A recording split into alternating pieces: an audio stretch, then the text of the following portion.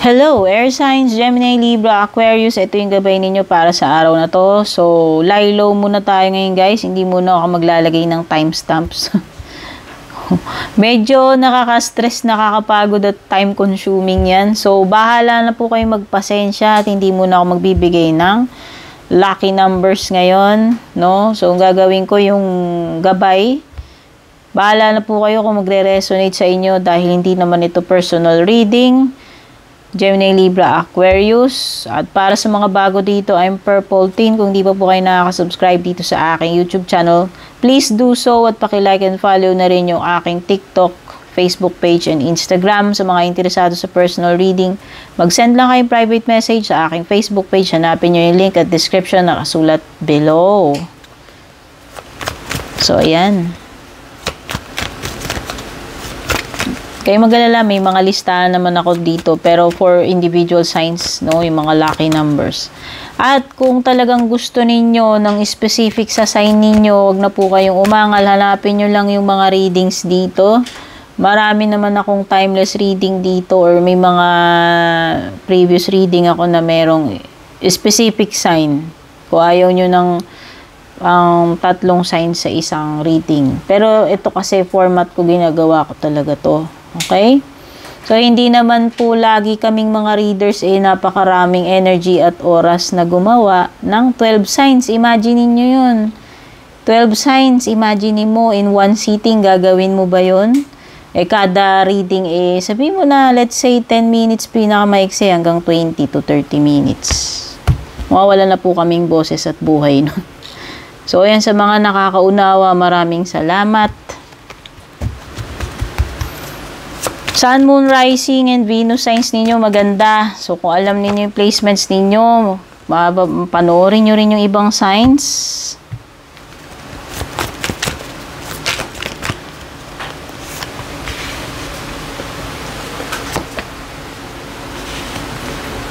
Wow, I see your card being optimistic. Ang ganda!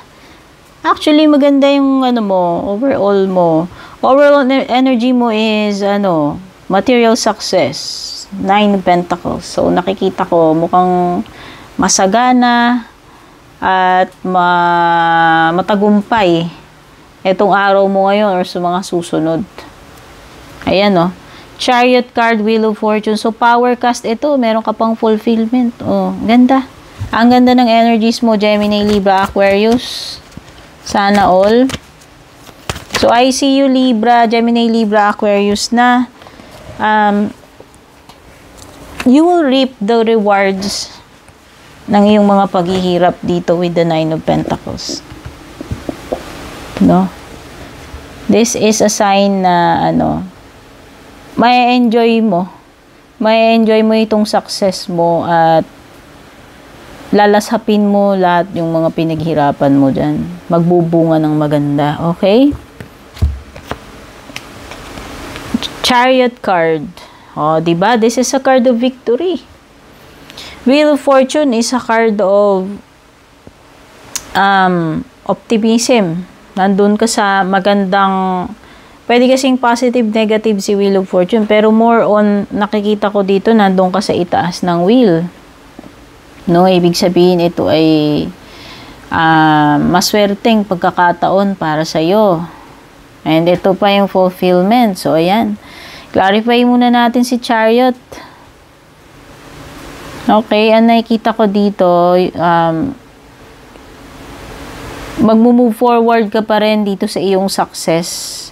And pwedeng ito ay about promotion para sa iba sa inyo kasi merong emperor or pwedeng you are dealing with a superior or boss. O baka naman ikaw to. Baka naman ikaw na yung magiging boss, no?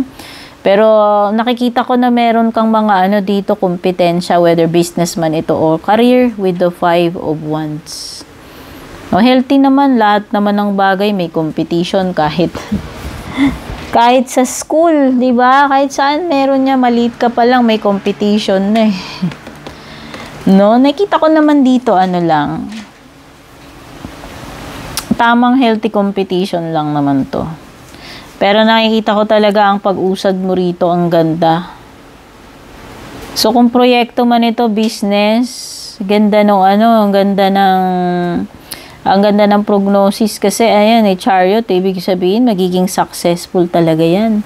So, make sure na, ano lang, yung magiging careful ka kung gagawa ka ng decision kasi doon nakabase yung success mo kay Chariot, no? So, make sure na makakapamili ka ng maayos kung meron ka mang pagpipilian dyan. O, alam mo yung pinag-isipan mo munang mabuti, no? Pwedeng iba kasi sa inyo dito, iniisip ninyo kung ito ay offer, job offer, or promotion. Pwedeng pinag-iisipan ninyo kung tatanggapin nyo or hindi. Go nyo ba o hindi? So, yun. Yun yung hesitation ni Chariot. Kasi pwedeng may dalawang options kayo dyan, no? Ayan. No? Nakikita ko dito yung iba umaalis na kayo dyan sa sa lugar ninyo and makikipagsapalaran kayo pwedeng abroad.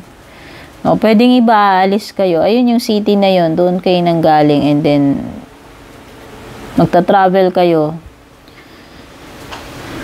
No, kumbaga, you are leaving behind yun, yung pinanggalingan mo and papunta ka na sa mas better na position. Ganda. Emperor, oh. Ma-assign ka ng leadership role dito or yun nga, sabi ko sa'yo, pwedeng promotion eh.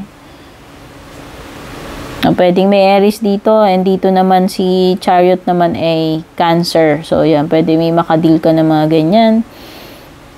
Okay, may makadil ka din ditong mga makikipagpaligsahan sa'yo.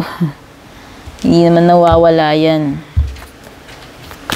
Paki-clarify itong magandang kapalaran with the Wheel of Fortune. Maganda nga ba talaga? Maganda nga ba talaga yung Oo, maganda. Kasi ayan, magse-celebrate ka dito in the end. Okay. So, although meron ditong someone na pwedeng Gemini, Libra, Aquarius energy na makadeal mo with the Page of Swords. And pwedeng meron din dito na nag-i-spy about your good fortune or pwedeng, hindi ko alam. Nakikurious siguro siya, hindi ko alam. Kasi Page of Swords is always curious. So, someone around you na nagiging curious about dito sa iyong success, itong victory mo, itong mga tinatamasa mo ngayon. Nakikita ko talaga dito, ayan, nga, baka matuloy yung promotion nyo or pag-abroad ninyo. Yung leveling up ninyo kasi you have a celebration around the corner.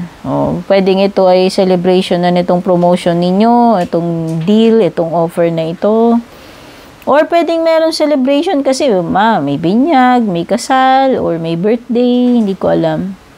May gathering yan. Pwedeng ito ay mga kaibigan, yung mga close sa iyo, no?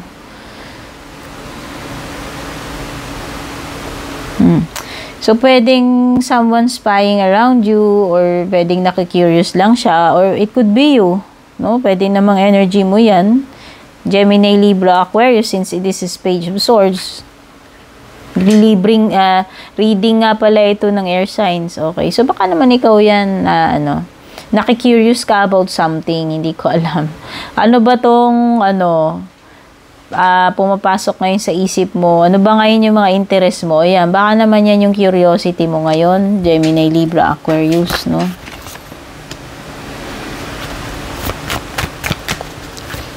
Alam mo, magiging very happy yung family mo with your achievement.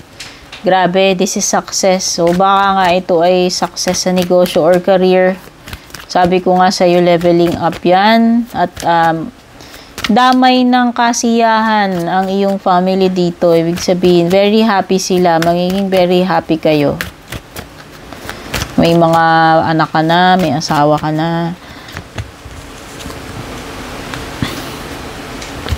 Ang ganda. Nakikita ko rin dito na magkakabuo uli yung mga family na matagal nang nawalay sa isa't isa, no? O baka yun din yung nakikita kong gathering dito. Baka reunion to or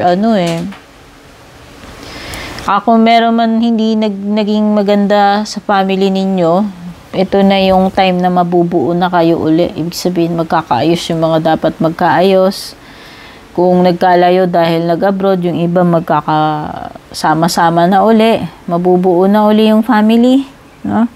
Yun yung nakikita ko dyan. Ang ending is, parang, ayan, happily ever after with your loved one, yung anak mo, ayan, or mga anak. No? Talagang ito ay, hindi ka lang successful sa business, sa career, kundi magiging happy rin pagdating sa domestic, sa family and relationship mo. Ayan, sa asawa mo, sa anak mo. Meron ding water sign energy, the King of Cups, Cancer, Scorpio, Pisces. So, pwedeng yung iba dito, asawa ninyo, water sign, no? Or kapamilya ninyo yan. Or it could be you, kung energy mo lang yan, Gemini, Libra, Aquarius, na ikaw ay very fulfilled and very happy ngayon sa buhay mo. Or dito sa mga tinatamasa mong blessings, no? Contented ang nafe-feel ko dito sa King of Cups, eh. Talagang, alam mo, at peace ka na, and your heart is overflowing ng kasiyahan. At dahil dito sa achievements mo, magagandang biyaya na natatanggap mo, fulfilled ka. Fulfilled, yun. Puno yung cup mo. Puno yung cup mo right now. And pwedeng merong Leo din with the Strength card. So, I can see you with the Strength card na being, being able na ma-overcome yung mga mahihirap na pinagdaraanan mo. Nakikita ko. Kakayanin mo. So, if ever, eto na yun. Eto na yung parang katibayan na na-overcome mo yung mga very challenging na mga kaganapan na dumaan sa'yo. Eto na yun yung resulta, si Strength. So, ito ka na ngayon na na-overcome mo yung mga challenges. Yun yung nakikita ko sa Strength card. No? At, yun na nga, very fulfilled. Ito na yung happy ending mo eh. Actually, itong dulong pile na ito. Ito na yung resulta nitong mga pinagdaanan mo lately. No? So, napakaganda ng energies nyo, Gemini, Libra, Aquarius. Sana nagustuhan nyo to. Don't forget to like and share. Don't forget to subscribe. Take care and God bless.